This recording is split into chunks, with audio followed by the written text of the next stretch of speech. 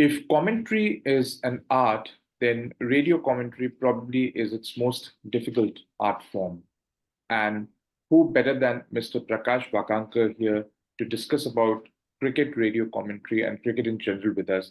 Thank you so much, Mr. Wakankar, for being here on the SNS Cricket Diaries podcast. My pleasure. Thank you, Sudha. Thank you for having me. Mr. Prakash Wakankar is an Indian cricket commentator. As a cricketer, he played for Maharashtra U-22. He has been commentating for BBC since 2009.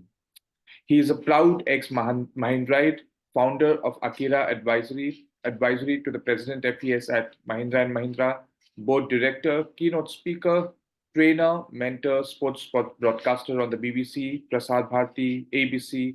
He's also a traveler and an amateur photographer. With such varied interests to have in the profile, it's an absolute pleasure to have Mr. Wakankar with us on the Cricket Podcast.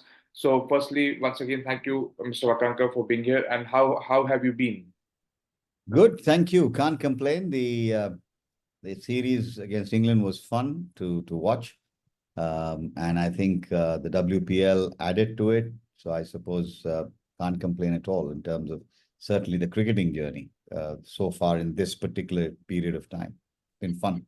Wonderful. So I would, in fact, since you touched upon the India-England series and the WPL, I would like to ask.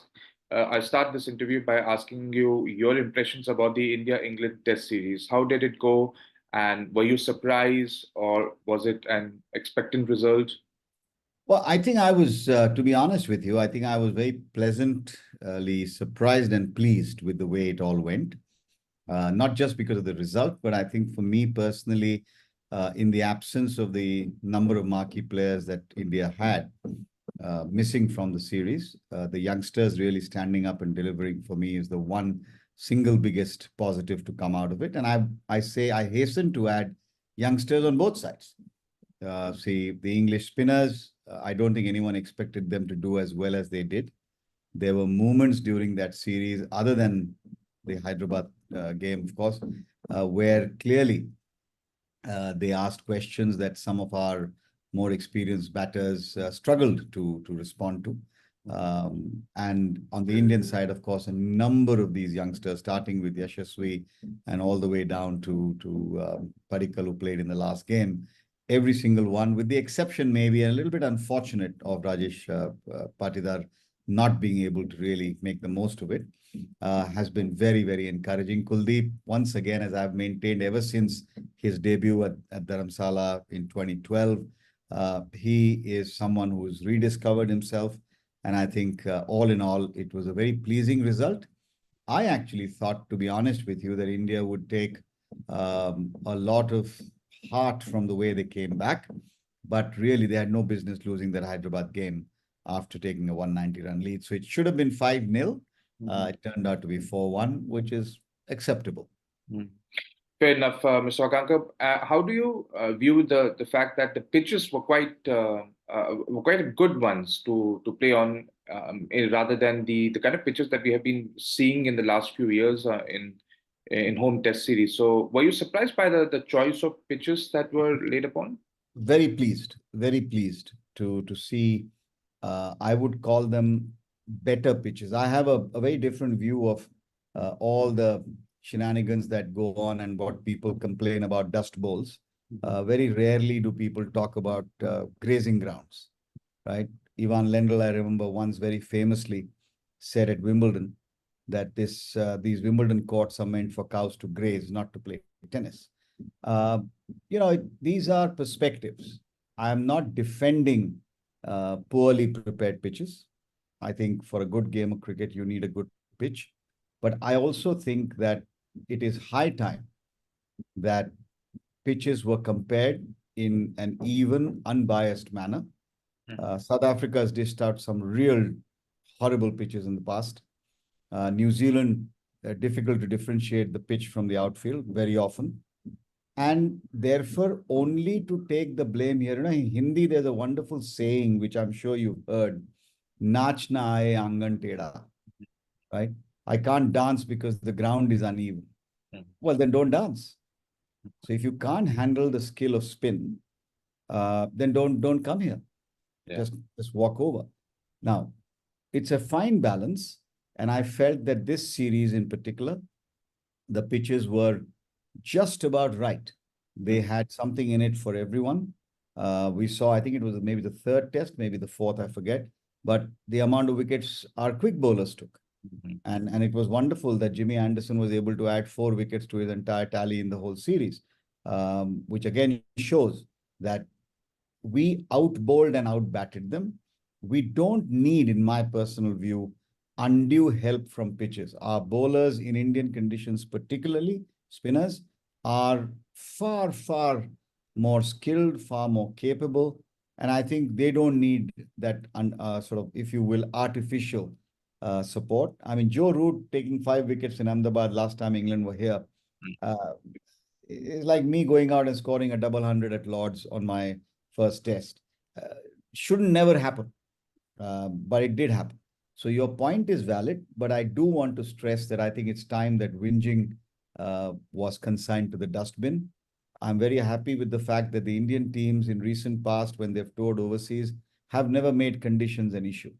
Yes, they've won, they've lost, whatever it is, but that's the way it is. You go out and play on the surface that's given to you, and to use another one of cricket's many cliches, you control the controllables. Yeah, I think that's fair enough. And moving on from the India-England Test series to the WPL that we had, how do you view the second season of the WPL, Mr. Wakankar? Fantastic. I think the development of the women's game, um, as we had all expected for a long time, I think is getting a very significant boost from the WPL. If you just compare Indian players' performances in the first and the second edition, it's all there. The stats are all there. I think double the number of 50s, probably almost double the number of Player of the Match awards, number of sixes. I don't think any of the foreign girls actually hit too many sixes. It was all down to the Shefalis and the Richa Ghoshes of the world who topped all that. So again, I think the quality of fielding for me, which has always been one of the single biggest challenges, I think for Indian women's cricket, that standard going up, new bowlers coming into their own, displaying great skill. And I think to that extent, the BCCI and the WPL itself, organizers are to be complimented. I would love to see a couple more teams thrown into the mix, maybe not as early as the third edition, but certainly in the fourth. We need to expand this because more and more young girls are taking to the game. And that is absolutely marvelous because we do want this game of ours that we all love to grow and prosper. And gender should never be a determinant of who can or cannot play. And the crowds really, Siddharth, are a testimony. The fact that there were close matches, last ball finishes, teams vying for the top honors. I think because of the quality of cricket, you had crowds. Crowds will not turn up if they are, limp matches. They were good games. Teams fought, and we saw some superstars, and we saw some new emerging ones as well. Right, right. And moving from WPL to now the focus, of course, the whole of India is now going to watch the IPL. And very soon after the IPL, so we'll have the T20 World Cup, the ICC T20 World Cup. So are there any specific areas that you are looking at in this term, in this IPL from the World Cup point of view? I wouldn't want to be a selector for this T20 World Cup team because there are the proven stalwarts, yes. I will not be surprised at all if 2 or 3, if not more, dashing performances come from relatively unknown young people. And I, for one, have always believed in my management career as well as in sport. There is a time when people need to get a break.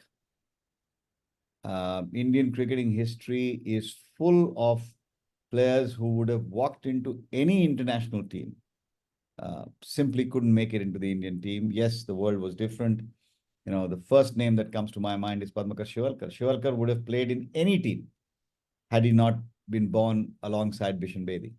Rajinder Goyal, same. I'm talking just about left arm spin. I don't want to go on, but there's a whole long list.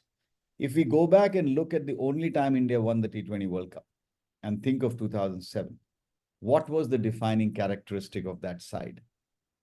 It was devoid of any of the then superstars and stalwarts.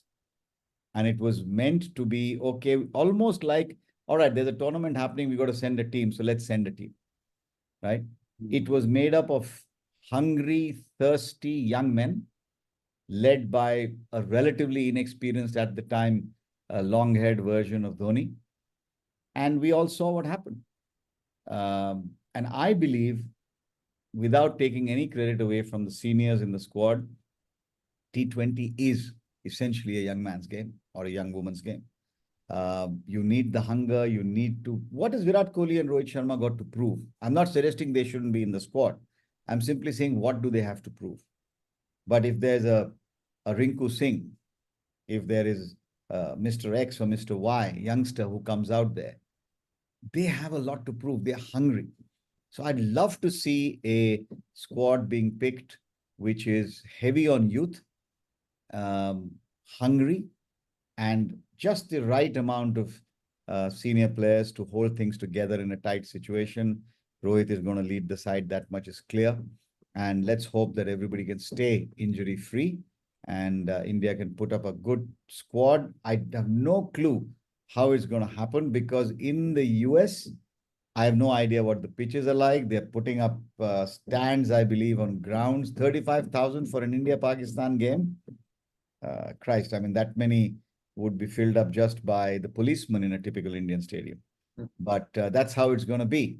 So it will be, I think, a World Cup of contrasts in the Caribbean and in the US.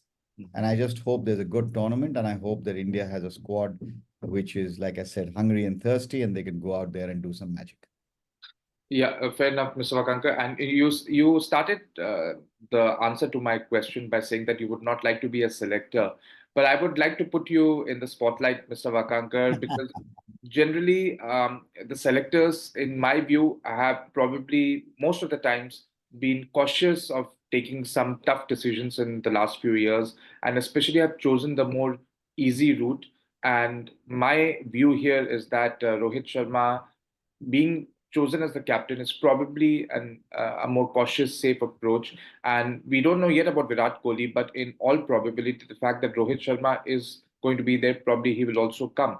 Uh, in your personal view, Mr. Wakankar, do you think that the fact that Rohit Sharma has had a poor T20 World Cup editions in the last 2 years, last two World Cups, and while Kohli has performed well, especially the last T20 World Cup, and he won us that game against Pakistan as well, but there has always been a question mark on his strike rate, especially in the middle overs. So, and there's nothing to prove that they have both been able to overcome those issues. So, do you think that it's time that they should bid goodbye to T20 cricket, or do you think that if they are selected, and of course Rohit is going to be there, but Kohli if selected would probably be a good decision?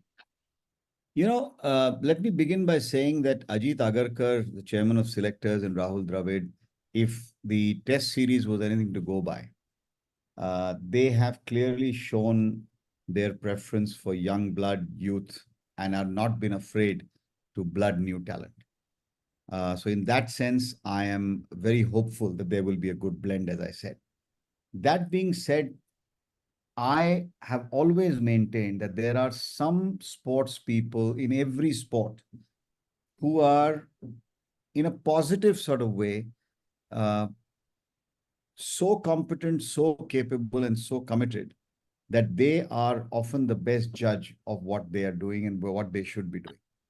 I think both Rohit and Virat very much in that category for me, just as much as a Bumrah or an Ashwin. Now, Ashwin may not feature in the T20 World Cup unless he turns up some amazing performances, because in his own words, motor skills are a challenge and he's not the fittest on the field, notwithstanding his amazing skill with the ball.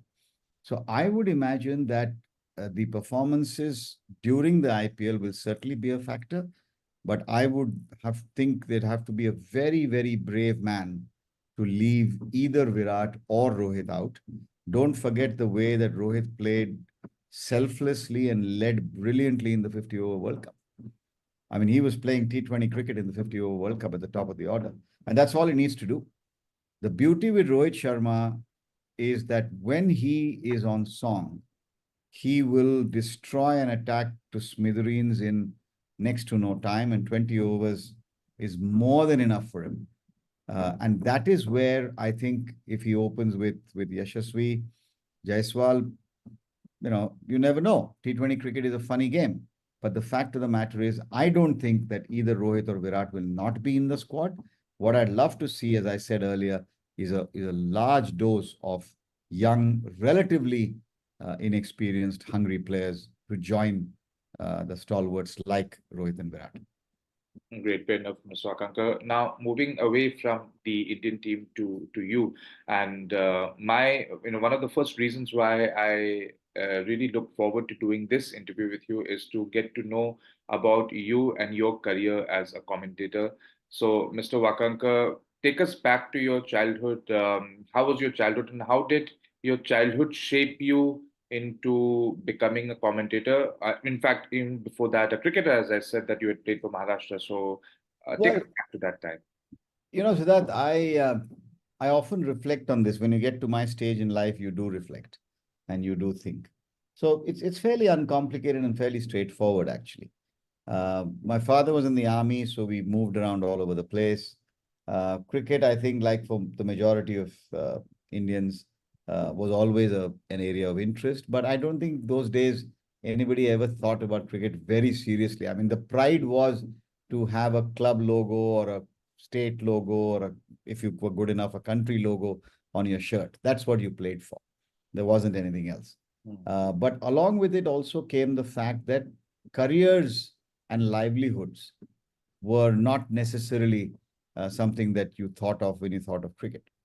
The reality is, from memory now, I think Parlay Exports, as it was called, Thumbs Up, signed Sunil Gavaskar, I think the princely sum of 35,000 rupees somewhere in the late 70s or early 80s. And that was it.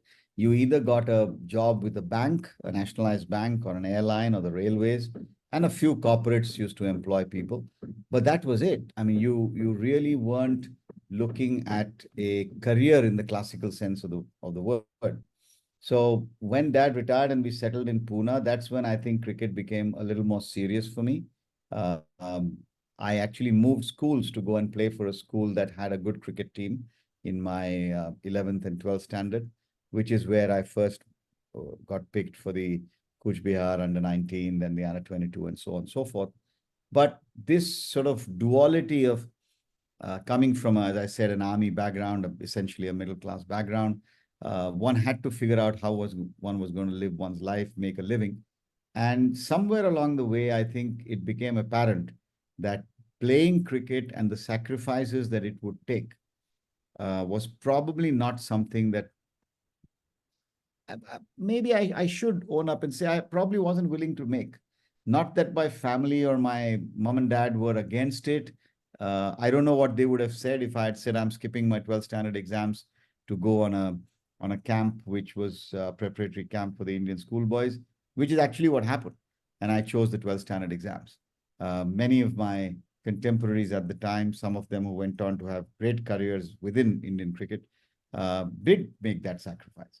So people and players of that era had a very different set of sacrifices to make without necessarily having the riches, even potential riches, if you will, at the end of it. I'm not suggesting that today's youngsters don't make sacrifices. We've heard enough stories of what all people have done, and hats off to them.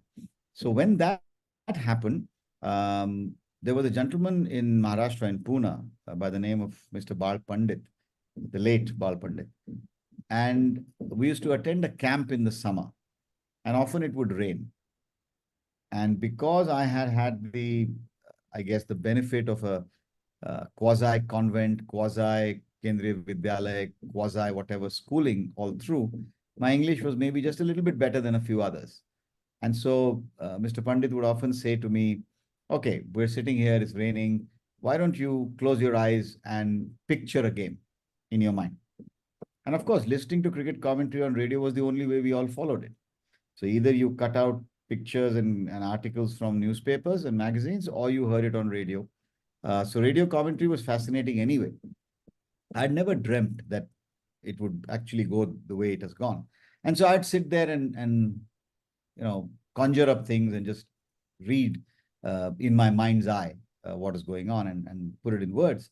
That actually led, and again, credit goes to Mr. Bal Pandit, who took me to the All India radio station in Pune, and must have been 83, I think, just after the World Cup, maybe, to give my first audition. And as luck would have it, 84 was my first ever game in Pune. I think it was maybe a zonal game, not Duleep Trophy. I think it was the Wills Trophy, if I remember right. And that such is the irony. A lot of my colleagues played for Maharashtra in that game. I think got paid about 100, 150 rupees a day. I got paid 300 rupees a day. And I was saying, this is good. I mean, I'm sitting in an air-conditioned box. These guys are sweating it out in the sun. And I can actually, pass judgment if I want on them, at least on air. The reality is that 300 over, I think, 30 years went to 1,200. And I'm glad that the players' remuneration went up. So that's where it all began. Akashvani, as it was called then, Prasar Bharati is called now, remains my alma mater. The 87 World Cup was significant. Harsha Bhogle and I remember both gave our auditions. Jasdev Singh, the great Jasdev Singh, was on the panel. We were both picked, to Harsha's immense credit.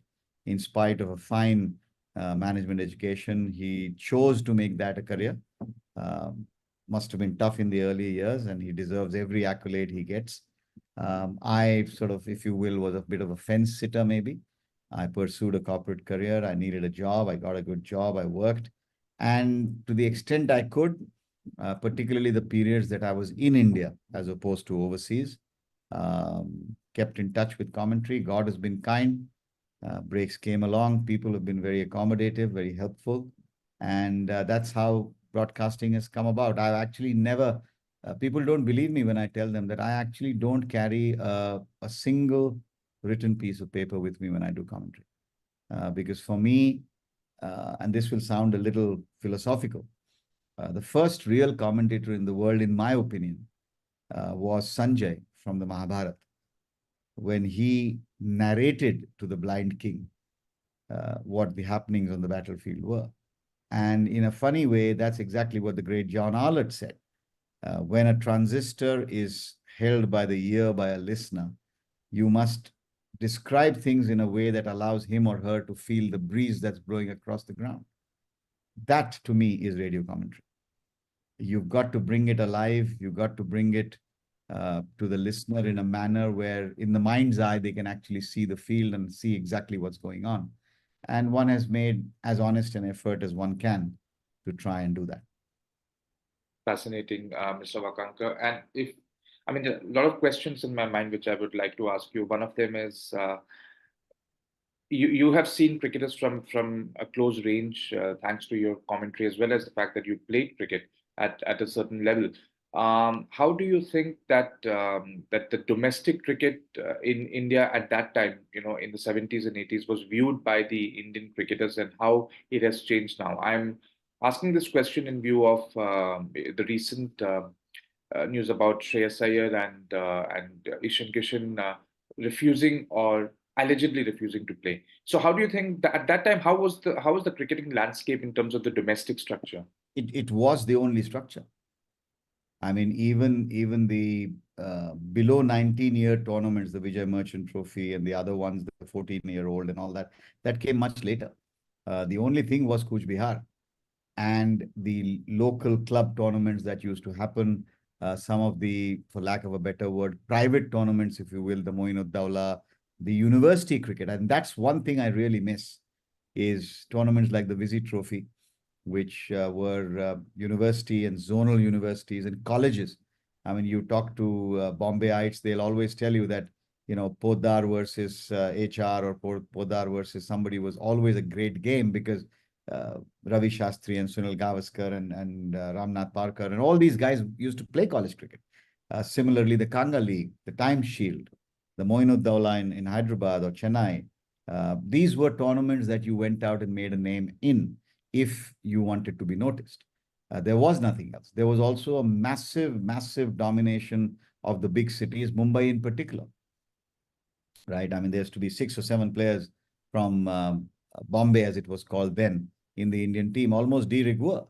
It was very rare that other than, great guys like Venkat and Prasanna and Chandra, there weren't too many, Vishy, of course.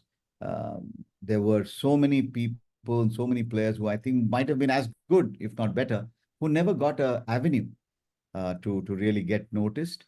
And so it was very much a big city, even an elitist game at the time. That has changed dramatically, as we all know. But the response to that question is you had to play cricket in schools, colleges, clubs, and hope that your performances would catch the eye of the selectors and you would get picked for one or the other representative tournament if you wanted to make it all the way to the national team. Wonderful. Mr. Wakankar, you spoke about radio commentary, and now we are living in a digital age, let alone TV. So a lot of things have happened in the last 30 years. There was a television boom after, especially the 96 World Cup, I think I remember, and then we are now into a digital age. So how do you think, where does radio commentary in all this hullabaloo stand? Does it still have that charm that it used to have earlier? Let me put it to you this way. First of all, caveat. You're obviously going to get a biased answer from me. Because for me, there is no greater joy other than actually sitting in the stadium. And that's something which is completely unique. But other than that, if you want to consume cricket, to use a marketing word, there is no greater joy than a really good cricket broadcaster, commentator, describing something from the ground.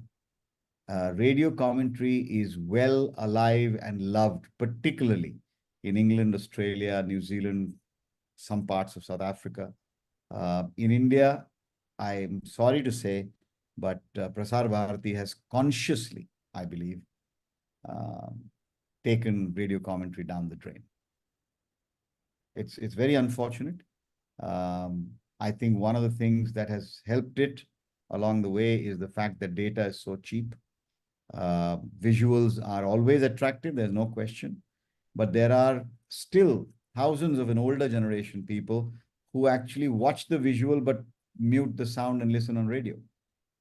Because it gives them a much greater description. In fact, there's a lovely little side story to this. I have a nephew in Delhi.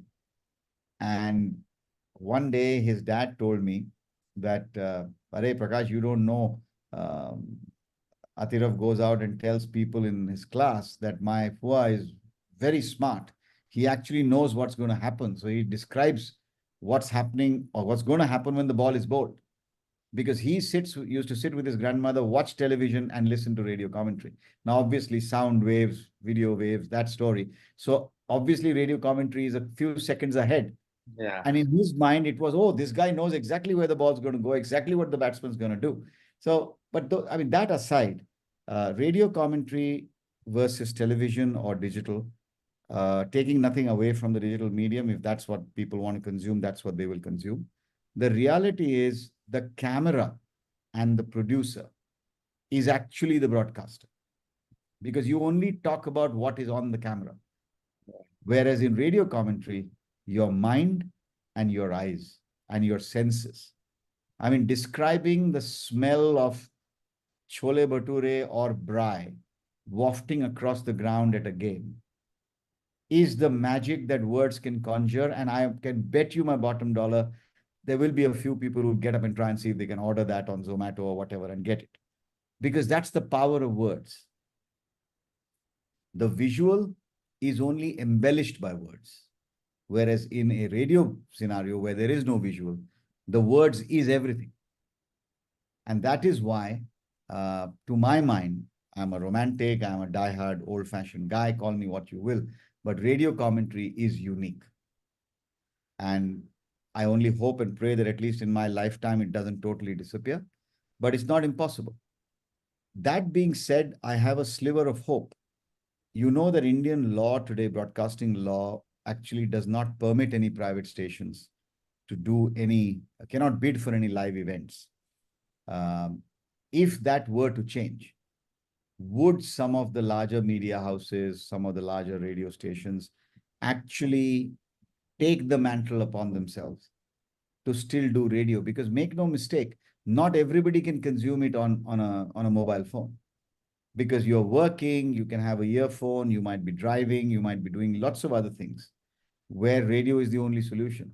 So today what people do is they obviously the image is off and they just listen to television commentary or digital commentary, which is not aiding a full understanding because the image is being supplemented by the words.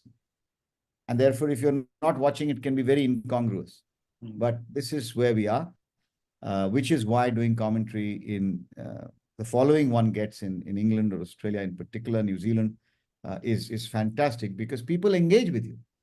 I mean, I remember at the Visakhapatnam test, the last time around, there was a dog that had ended up stopping play for about 3 or 4 minutes. And on TMS, we started talking about it. And over the next 4 days, we got numerous responses from listeners who told us about village games being stopped by a peacock, a snake, a camel, God knows what all.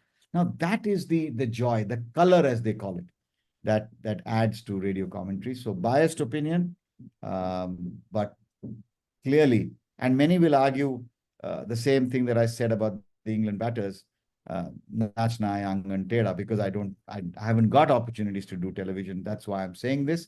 If they feel that way, they're welcome to it. But the reality is, I believe genuinely that radio commentary has a different magic and a different aura. Mr. Wakankar, you talked about TMS Test Match Special. How was it working with the BBC and TMS? Please tell us about Fantastic. Fantastic. Absolutely fantastic. But, you know, the reality is not just TMS. I always stress and tell people that back in the day, Akashvani was just as powerful. We used to go out, we used to tour. I remember once Daryl Harper in Australia telling me that Prakash, you are uniquely blessed because you must be one of the very few people in the world who can actually speak to a captive audience of 1 billion people, right? And so it's not just TMS. Yes, TMS is an institution in itself, and I feel very proud as being practically the only Indian who's done ball-by-ball commentary for TMS. It's a great honor. A lot of credit and great thanks to TMS and their production team for actually continuing to give me work because it's their call, right? It's not that anyone can force them. What is special about TMS is the history that comes with it. The people that you get in the box, from prime ministers and corporate honchos to musicians, artists. One time or the other, you're hobnobbing with all of them. And I would never have dreamt of being in a commentary box with a prime minister or a celebrity of that kind. And then the cricketing celebrities and the broadcasting celebrities. I mean, Henry Blofeld, Tony Cozier, these were people I grew up listening as a kid, to actually be in the same box with them. Talk about players, Garfield Sobers, Ian Chappell, Sunil Gavaskar. I mean, how can you ever tell somebody what is the joy of sitting next to chatting, talking cricket with someone that you worshipped all your life growing up? Those are unique occasions. It is ad-free, which is another huge plus on Test Match Special, because you can talk a lot of different things. There's a lot of banter. There's a lot of pulling of legs. There's lots of fun that happens in a TMS box. And that's how Akashvani used to be, particularly when we used to do dedicated channel languages. So you had an English broadcast, you had a Hindi broadcast, you had regional broadcasts on separate frequencies. So it wasn't two people speaking Hindi and English to each other, which is a little bit difficult, but I understand. I understand the economics, I understand the rationale. But it's very important that people who talk about cricket understand cricket. And I'm afraid that's not something you can always say about a few, hopefully, people, particularly on All India Radio, where the standard and the support for radio commentary, unfortunately, has gone down for a variety of different reasons, which I guess are the subject of somebody wanting to understand anyway. Sharda Ugra wrote a beautiful piece during the World Cup on radio commentary. And so let's hope that it stays. TMS remains very special. But BBC has its own challenges, as does ABC, because the whole world is changing, right? I mean, 20 years ago, 25 years ago, people would have frowned on the idea of colored clothing. Uh, remember Kerry Packer, right? Today, T20 is rightly, I think, being seen as a way to broaden the appeal of the game, to get more countries and more people to play. So we change with the times or we die. Right, Mr. Wakankar. I would, since you mentioned the name of Tony Kozia, I would like you to just share a little bit about how was it interacting with Tony Kozia, because I mean, the generation today doesn't probably know much about Tony Kozia, but how was it?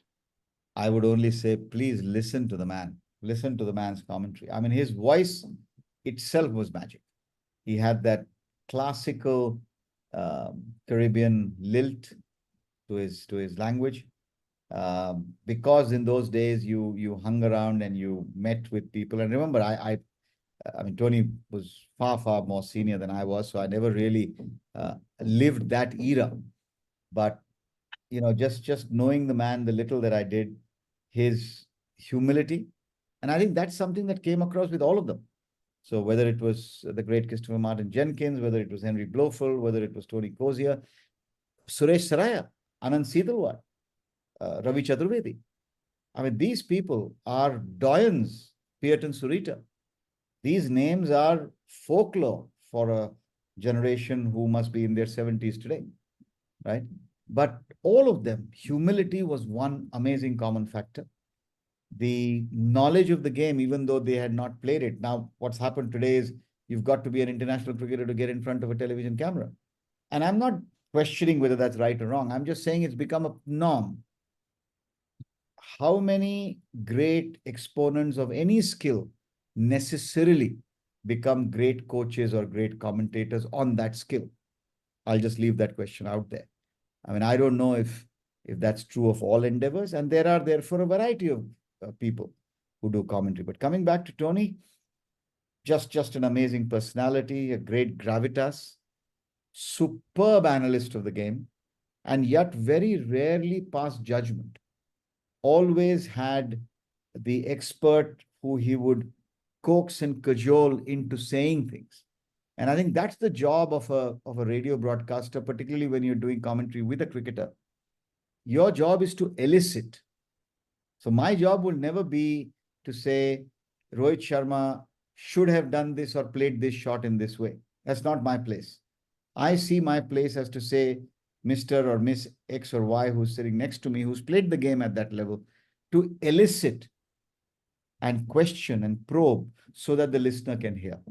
And Tony used to do that unbelievably well. And his sense of humor was legendary, of course, as indeed it was for everyone else in that list that I just reeled off. Wonderful, Mr. Wakankar. And as we head towards the end of this interview, my last question is related to your corporate career. As I mentioned at the top of the show that Mr. Wakankar has worked with Mahindra and Mahindra, but not just that, he has had a very glorious corporate career. He has worked with Pfizer and Coca-Cola amongst many. So, Mr. Wakankar, please share with us what learnings have you had from your corporate career and how has that shaped your personality? Look, corporate careers are corporate careers. I don't think they vary very much. But for me, again, I've been very fortunate and very blessed to have been able to work in varied companies, varied geographies. Work has taken me to many corners of the world. And I think the best education in the world is to travel. Mm.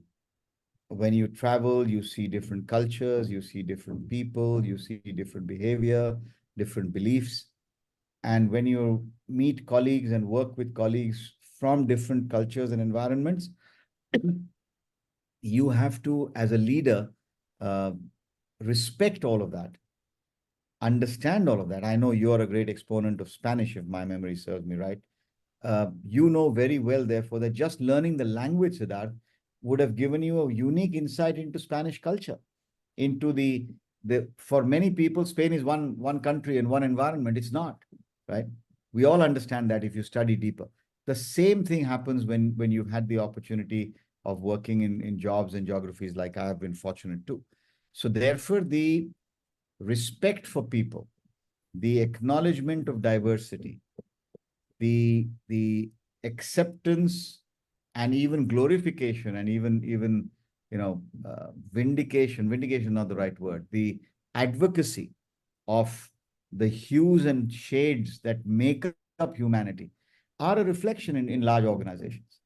And I think if I've learned something, it is to respect all diversity, hold your point of view, but always remain open to listening and always be open to being corrected, to appreciate what the world has to offer and people have to offer, because every single one of them has unique insights if you have the patience and the willingness to sit and listen. So listen more, talk less, even though I do talk a lot more than I should. My wife always tells me that. No, but thanks to the fact that you talk a lot has helped me in this engaging podcast that I've had with you, Mr. Wakankar. Thank you so much for being My here. pleasure. And it's been an Thank you for absolute having pleasure. me. Thank you. Thank you very much for having me. And all the very best in your own career, which I know is wonderful, that in addition to everything that you're doing with the language and your academics and so on, you also find time to do stuff like this. Please continue to do it. And I wish you all the very best and Godspeed. Thank you. Thank you, Mr. Wakankar. Honored to have you here. And thanks to my viewers. I hope you have enjoyed this wonderful conversation that I've had with Mr. Wakankar. Till I see you the next time. Bye. Take care.